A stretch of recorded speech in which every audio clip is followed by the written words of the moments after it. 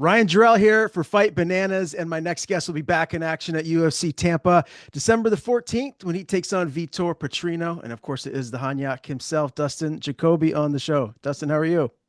I'm doing great, Ryan. Thanks for having me. Always good to catch up with you and talk a little fight business. Absolutely. One of my favorite guys to talk to. I mean that wholeheartedly, my man. So obviously last time we saw you in there was in June. That fight didn't go the way that I know you had planned. Just first, like, what have you been up to since then? Was it just right back into the gym just to get sharper, or did you take a little time off? Yeah, man, I took a little bit of time off. I need to let the brain heal. It was right in the middle of summer, so there's all kinds of summer activities and traveling with my family, playing golf, and enjoying myself a little bit. Obviously frustrated with how that fight ended, but Dominic Reyes is no slouch. I've got no um, I should have no shame in losing the way I did to him. He's still one of the top fighters in the division. I knew that. Yeah, he's had a little bit of a rough patch, but he's been fighting the best guys in the world. And the one way he could beat me, that big, powerful left hand, is the one way he got me. And there's no doubt that punch that he landed on me could take out anybody in the division. So hats off to him. He got me that night. It sucks because when you lose that way, it's and that early in the first round, it's there's not even a talk of a rematch, and there's not, rightfully so. It sucks. I would love to get that one back, but I got to go out there and win a few more fights. And obviously, Dustin, with you, losing four out of your last five, we talked about it before, even before the Reyes fight. I know you're feeling that pressure, but like, what does it feel like now? Like, you're a veteran, you've been around for a long time. Like, in all due respect to a guy like, Sam Alvey, he went on that big losing streak and the UFC kept him around. I can't imagine the UFC letting you go. Like, is that something that's going on in your mind? You know what? Honestly, it's not, man. I've been through it all as a veteran. I'm not even focused on that. I'm not worried about that. I feel comfortable with who I am and where I am within the company. And they also know I'm at that point. I'm a company guy, man. I'm a guy that go in there and I bring it my all every single time. If I'm no easy out. So the guys that were beating me are at the top of the division. Also, one of those losses was to Khalil Roundtree. Say what you want, man. He just had a title fight. I won that fight hands down. I know for a fact. I looked that guy down. He knows who won that fight. It's in the past. I got to get over it. It does suck. I know a ton of my family and friends still not over that one. Myself, it's hard myself as well. But at the same time, we live to fight another day. Alonzo Menifield's another fight in there where I was winning that whole fight. I felt like I was up on it. Just got caught in the third round. Rightfully so. The judges picked him to win. Azamat Murzakanov, another fight where, yeah, I got dropped early, but I finished that fight strong. I swear if there was a couple more rounds, I'd beaten that guy. So I'm not just going away. I mean, Dominic Reyes, he did put me out. Again, one of the best fighters in the division. To answer your question, I am not nervous, man. I'm going to go out there. I feel good. I feel loose. Training's going great. I'm very confident with this matchup and beat for Petrino and going to welcome him to the upper echelon of the division and see if he's ready for it. And, I still think he's pretty green. I'm sure we'll get into that going forward. But yeah, man, my headspace is good. I feel great. And I'm excited about this matchup. Did it sting seeing Roundtree fight for the title? I mean, we've talked before. I thought you beat him too. Maybe a couple things go differently. You get that win over him. Maybe you're a guy that's in that conversation. Does it? Oh, 100%, man. To answer your question, yes, absolutely. Absolutely. It stings. My wife is not over it. She still, every time he pops up, she gets so pissed. And it's just one of those things, man. I was the guy in there. I felt him. I feel like you can never tell me that I lost that fight. And, the cool thing after looking into his eyes afterwards, he knows that too. I could see how defeated he was. I could read his body language, but he's still a great fighter. And that's not taking anything away from him. He's a great fighter, man. He just fought for the world title. Kudos to him. I certainly think that could have been me. And, losing that fight, a lot of wind was taken out of the sail, a lot of steam. But, at the same time, it's the fight business. You got to keep trucking and keep putting opponents down. I know, you're locked in on Vitor, and I thoroughly intend, to see you in the UFC for as many fights as you have on your contract to come. But when you look past, this contractual deal that you have with the UFC, would you fight for another organization outside of the UFC, or is it like them, or you don't want to fight for anyone else that's not like the best promotion in the world? Man, it's like it's one of those things. I've been in this a long time. I've been fighting professionally. This will be my 14th year, 15th year next year. I'll be fighting 15 years professionally. Six of those with glory kickboxing, tons of fights, over 50 professional fights. I would love to end my career with the UFC. I don't want to be a guy that's still sticking around, trying to keep up with the young guys, trying to, um, if the money was right, if another promotion was interested, the PFL would really likely be the only other one, or these boxing matches that keep popping up. That's still a strong suit of my game. If there was a big money fight out there, I could possibly take it. I tell you what, I would never do bare knuckle fighting. So I went to support my boy Chris Camozzi. He just became world champion of the light heavyweight division in that promotion. And when I watched him the first time, I'm like, man, it's actually better than I thought. I'm like, I feel like I could almost get in there. I know I could, and I know I could do very well. I mean, I could win that several fights with the jab alone. But man, the second time when I went and I watched him fight and just the whole card, I was like, man, I don't know if I could do it, man. It's just brutal. My hands after years of competing, the hands are banged up. I would hate to just punch bare fist. Um, yeah, so you'll never see me in bare knuckle fighting. Uh, if all goes well, man, I hope to finish out my contract at UFC, sign another contract, and continue going from there. I got to win this fight, and yeah, man, I'd like to finish my career with the UFC. Well, if I was a betting man, that's what I would expect to see happen. I can't imagine the UFC letting you get away. Yeah, you're someone that always brings the fight. Fans love watching. You have a fan-friendly style, so I think that's what we will see. You actually answered my next question about BKFC because with Kamosi, I just interviewed him. With him winning that title, being a UFC vet like he is, I just wonder, if that's something like, man, someone like you that's such a great stand-up fighter if you consider it, but not going to happen. Not going to happen, man. There's no doubt in my mind I could go there, compete, and do very well. It's just, I watched it the other night. I'm so happy for Chris, man. I hope he gets a couple more big money fights and, retains that title. And you never know now, bare knuckle fighting could be like the early days of the UFC. Everybody was like, what the hell is that? They would never do that. And now look at it. Everyone wants to be a UFC world champion. If bare knuckle fighting continues to grow and continues to, be popular amongst the peers and the fans, the people watching and paying for it. Someday these kids will grow up, man. I can't wait to be a bare knuckle boxing champion. So who knows where it's going to go?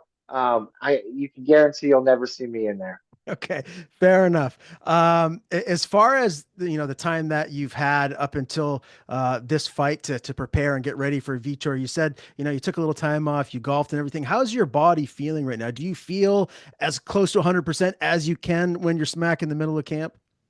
Yeah, man. Obviously getting a little bit older, you get the maintenance.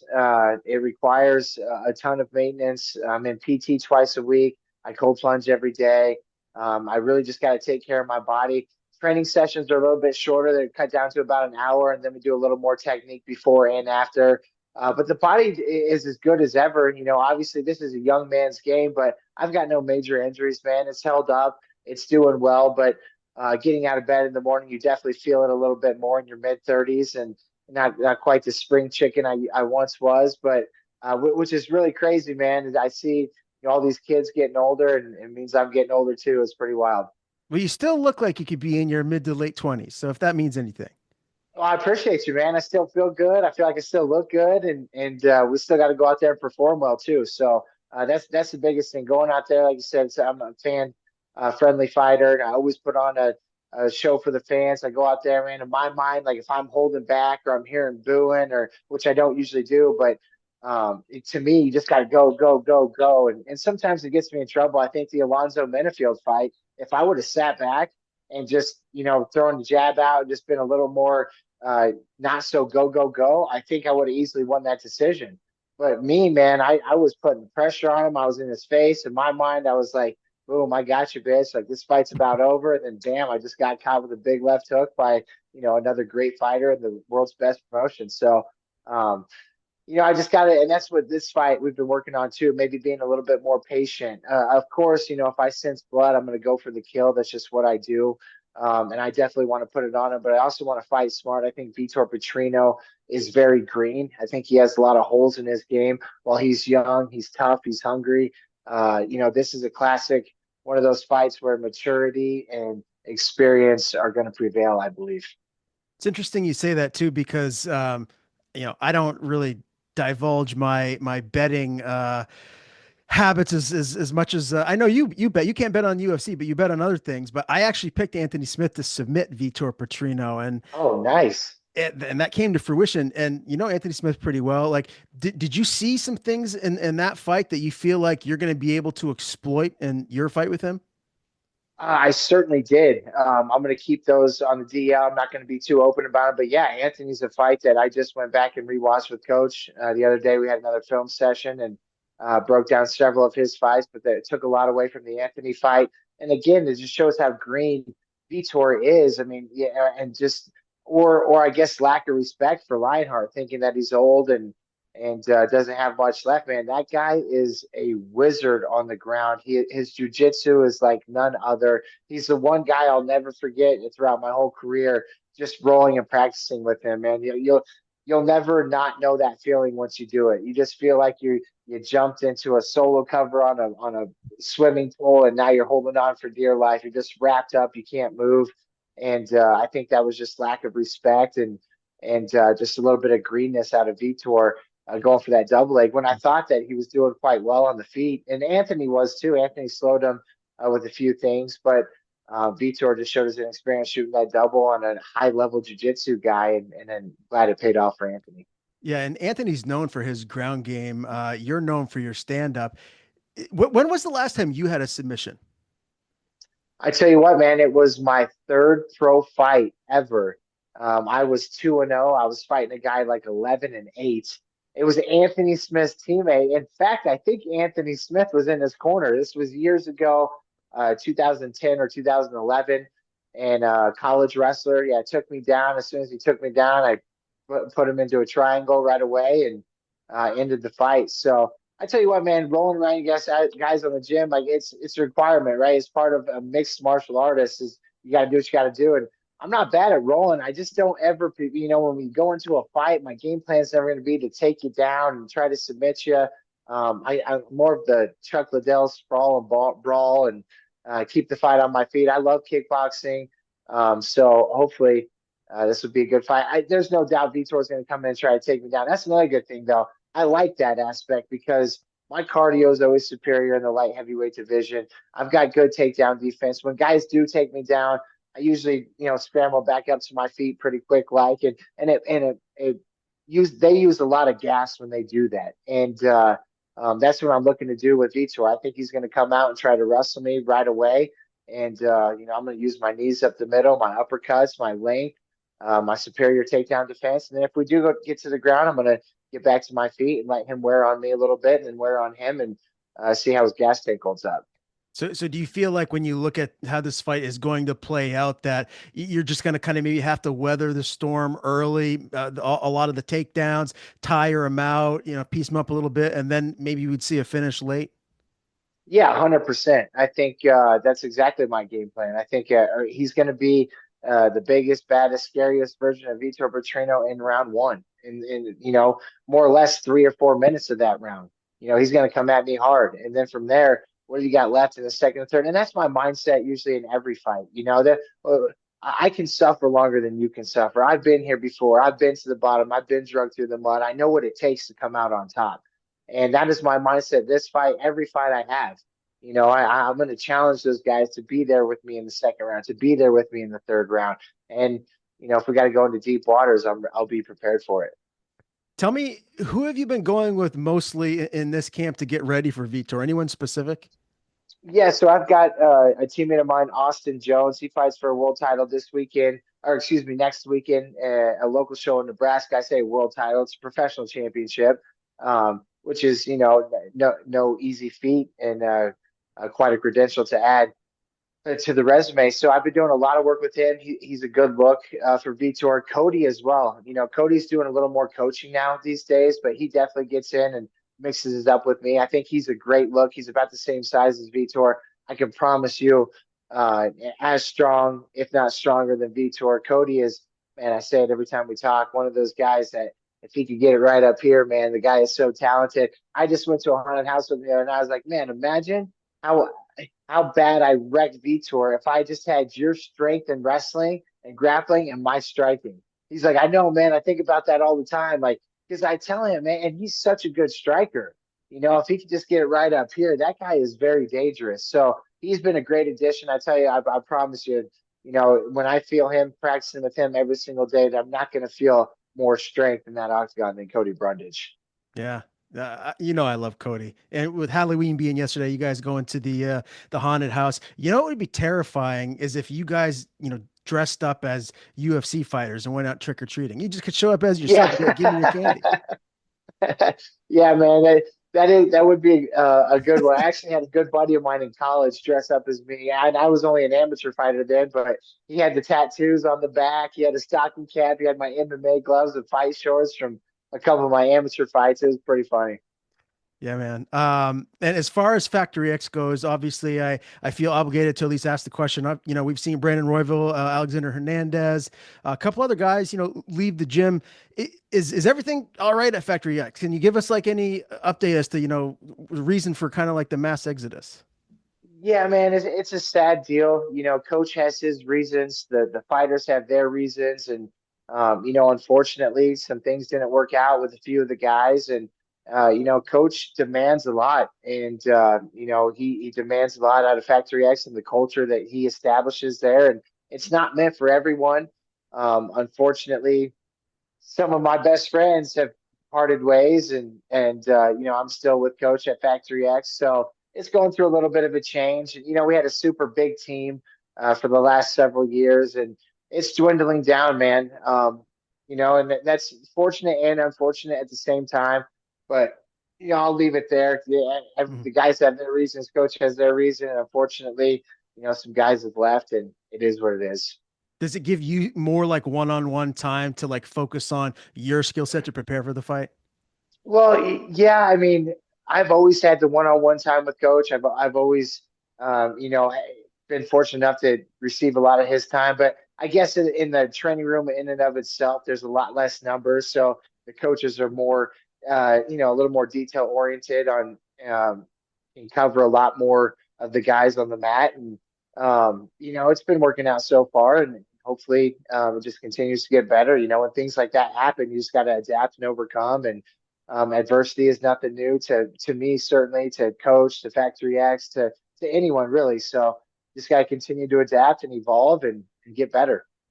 We'll circle back to UFC Tampa here in a minute, but I wanted to go back to talking a little bit about golf. I saw in an interview, I think it was with the Schmo, that Justin Gaethje conceded and said that you are the best golfer in the UFC. Did you see that, and do you have a response to it? So I did not see that, but I tell you what, Gaethje has become a pretty good buddy of mine. We play a lot of golf. I think we're going to play tomorrow morning. I will say, definitely a better golfer, and I have taken more money from him. It's just facts are facts. It's always fun playing with him. He did beat me. We played last week in Arrowhead. I got a little bit of an excuse. My finger was messed up. I played terrible. Shot an 89, and he shot an 83, I think, and beat me the last time we played. So I will say, dude, Gaethje is actually a really good golfer. It's surprisingly good, and he's only continued to get better. We've played, I don't know, close to 10 times now, and I've won a good majority, but he has beat me a couple times. One time, and that's another thing. Every time we play together, we both play our best golf, except for the last time out. But the first time he beat me, he shot the best score he had ever shot. I think it was like a 75 or a 76. And it was all legit. I mean, we're not giving each other putts. I'm watching him like a hawk. He's watching me like a hawk. And it's just golf, man. I mean, if you mess up a shot, just take your medicine and go. Like there's a rules are rules. I don't make I can tell my buddies, I don't make the rules, I just play the game. I play by the rules and that's how it is. But the first time he beat me, he shot a 75. I shot like a 77. So we both played great. He just played phenomenal. So I am the best golfer in the UFC. I will put that up against anyone, anytime. But I tell you what, Gaethje is a close second, and together, I'm sure we'll take on anybody. I'm sure he'd say the same thing. Two man, best ball, anytime, any place, anywhere. Is Gaethje better than DC? Oh, absolutely. So yeah, no, I played with DC. Gaethje is way better than DC. DC is not good yet. He's that guy that he's getting into it and he's playing more often. So every time I see him, he's getting better and better. And of course, the guy's an athlete, right? He's a world champion. I mean, he's a world champion in life. He's got a good swing. When he hits good shots, they're great shots. And that's the cool thing about golf with anybody. Anybody that hits a golf ball can hit the best shot. And it's that one good golf shot theory of life that like, man, you can always do it one time, but can you do it consistently? Can you do it over and over and over? And then when you hit a bad shot, can you recover? And how bad is your bad? Is your bad like OB to where now you have to drop a ball and hit three, or is your bad, yeah, you missed the green, but you're pin high and just off the green, chip and putt for par. So yeah, I love it. There's nothing I enjoy more than getting out on the golf course and taking money from my friends. I still want to set you up with my cousin, Steve Bourbon, the golf pro I told you about. He used to be the pro at Shinnecock, and now he's in New York somewhere. I'm not exactly sure, but I'm telling you, man, his mentor was Bob Toski. He's the only guy at one point that was on the cover of Golf Digest more than Tiger Woods. And I love it, man. I got a lesson from him, and it changed my swing. I mean, I couldn't replicate it the next day when he wasn't around, but when I was with him, I was playing great. Yeah, that's the thing, man. Golf is it's so crazy too. Like he showed you that one thing, you're like, holy crap. And then it's like the next day you can't remember, or you just can't get that feel. And that's the crazy thing about golf. Like I say it all the time, man. I try getting my golf game to like a basketball. Like me and a shooting a free throw, I'll go 15 to 15, no joke. No, I'm not even kidding. I'll go 15 to 15, no problem. In golf, I literally can hit the shot of my life, and then I walk up to the ball, and like when I'm feeling, it, I'm really feeling it. But there's some days I hit the shot of my life, and I walk up to the ball, and I stand over it, and I feel like I don't even know how to hit it, and I'm like, how do I get that feeling? And then I'll hit a shit shot, then I'll go hit a great shot, and it changes every single shot, and that's why those pros are just so impressive, how good they really are and what they are capable of because they're just so consistent. I still say it, man. If I could go out and hit 500 golf balls a day, because that's another thing. I just play golf. I don't ever practice golf, unfortunately. And, that's on me. It's just one of those things that I don't spend enough time at the range. But if I could afford to go and hit 500 golf shots a day, chipping, putting, driving, I could really up my game too. It's just I just haven't had the time or to put into that. And obviously, I got to train for a living too. So Yeah, no doubt. Well, I told you before, basketball was my sport. I played in college for a couple of years. When after the interview, I'm going to send you a little video. There's nobody that's going to beat me in Papa Shot. I don't know if you play that, if you ever go out, but I'm going to send you a what's video, and Papa Shot? it's like, like the arcade games. If you go to like a bar or whatever, Yeah, and yeah. yeah, yeah. If I go out, there's like this Is it where place. you're actually shoot? Is it where you're actually Yes. shooting the ball? Yeah. Yeah. Okay. Gotcha. Yeah. Yep. Just the real quick Yeah. ones. Yeah. Yeah. So that's my sport. I'm not going to ask you about the NBA because we both know that the Celtics are going to repeat again this year. But give me I hope your so. NFL Super Bowl prediction. Who do you think we're going to see? Who's your winner? Gosh, I don't know. I think we are going to see the Chiefs back in it. They're the only undefeated team in football and haven't even looked that great. And on the NFC side, I really don't know who it's going to be, man. I don't have a bold prediction quite yet. Um, Obviously, my Cowboys are just terrible, man. We didn't make any offseason moves. We could have had Derrick Henry, but it wasn't the right fit.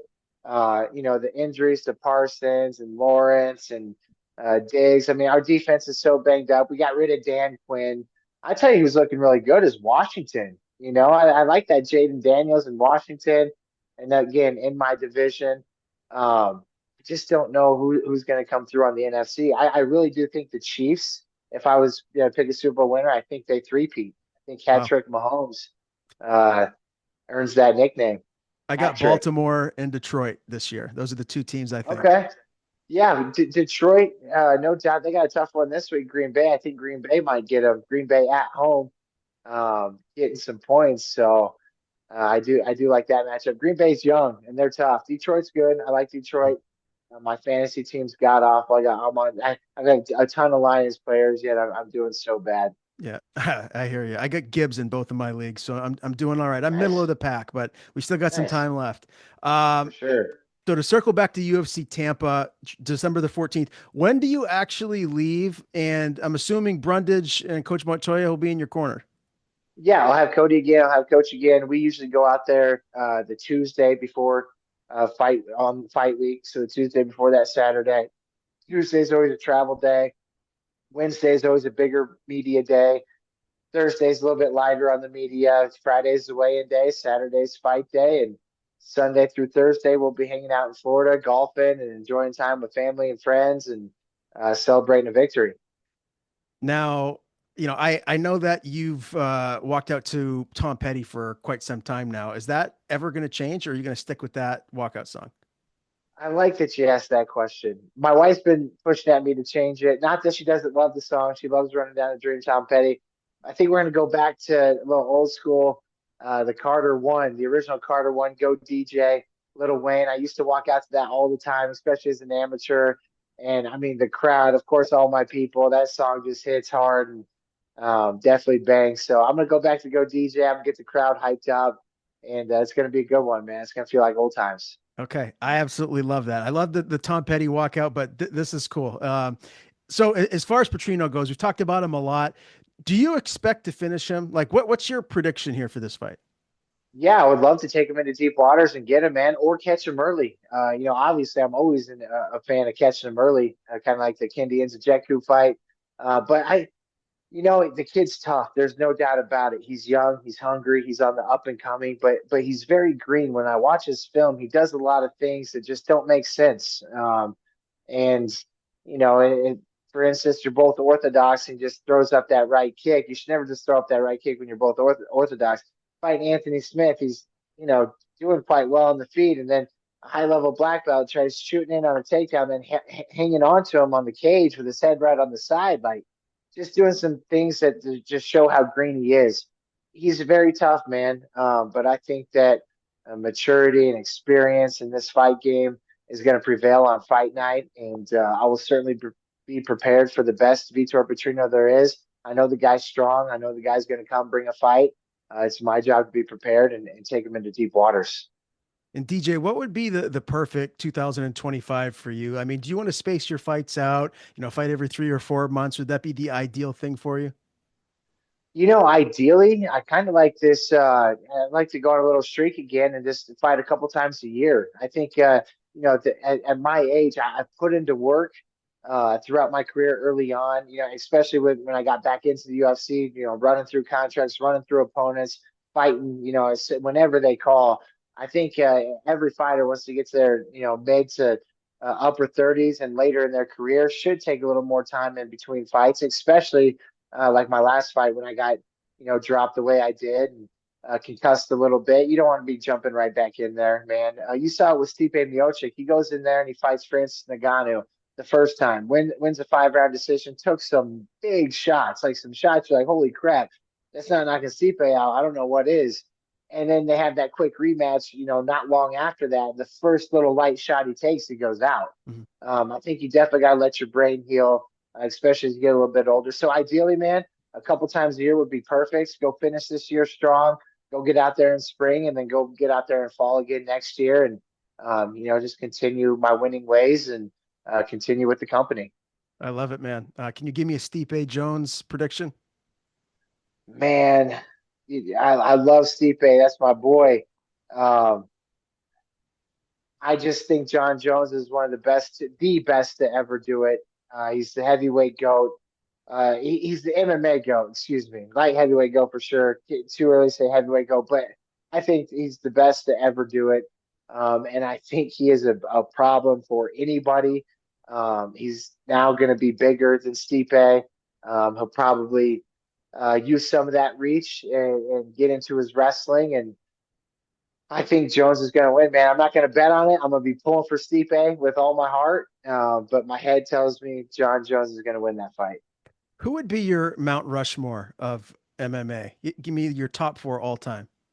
Top four all time would have to be John Jones, probably George St. Pierre. You'd have to throw Khabib up there. John Jones, George St. Pierre, Khabib.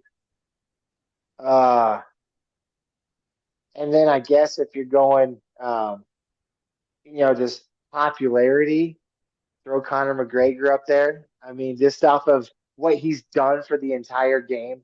And let's not forget, man, I know times are a little different now, but the guy was a phenomenal fighter at one point. He did everything he called. When he's working hard and putting in the effort, that guy, pinpoint accuracy, amazing precision on his strikes. I'd throw him up there just to have some fun with it. But no doubt, John Jones could be George St. Pierre, those three without a doubt. And to throw McGregor up there, I don't know who could really argue with that for what he's done for the whole sport and everything. So Yeah, Jones and GSP are locks for me. I think those other two spots can be debated. they could totally be debated. I mean, Khabib, I would have liked to see more. As great as he was and the 29 victories, that's awesome. I still think I would have liked to see more, but at the same time, retiring undefeated, winning multiple world championships.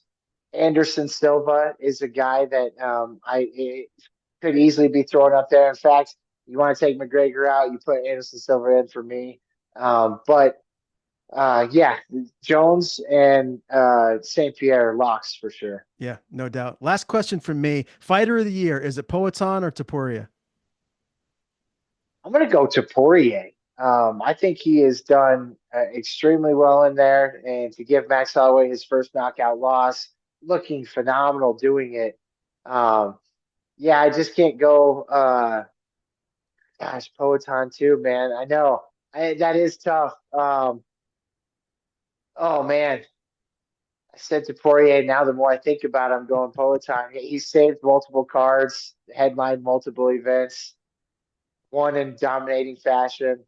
Even his fight with Roundtree, that shows you how good Roundtree is. But also, Roundtree's a problem. He's a southpaw. He's got extremely long arms. He's super fast and powerful. So I knew it was going to be tough for Poetan early on. I knew the first 2, 3 rounds were going to be tough trying to get adjusted to that. And then the fight went pretty much exactly how I thought. I thought that towards the end he was going to end up getting him. And I was a little nervous at the beginning. I'm not going to lie. I'm like, holy crap, Roundtree's going to freaking knock him out because the guy's got crazy power Yeah. and was landing a couple of clean shots early. And I was like, please no, like please no.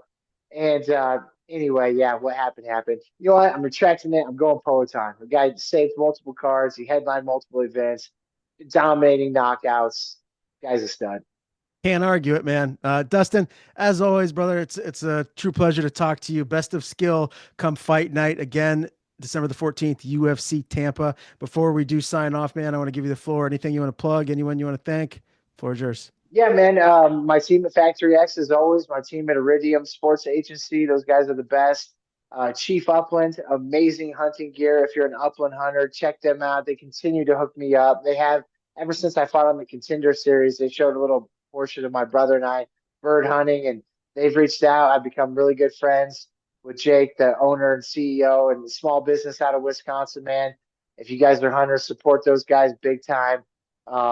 I'm sure I'm going to leave out tons of people. I should be My Fit Foods, man. I tell you what, without those guys, my diet would be hell, especially when you're on the go all the time. Just makes it so easy and convenient. My Fit Foods is a big one. Thank you guys very much.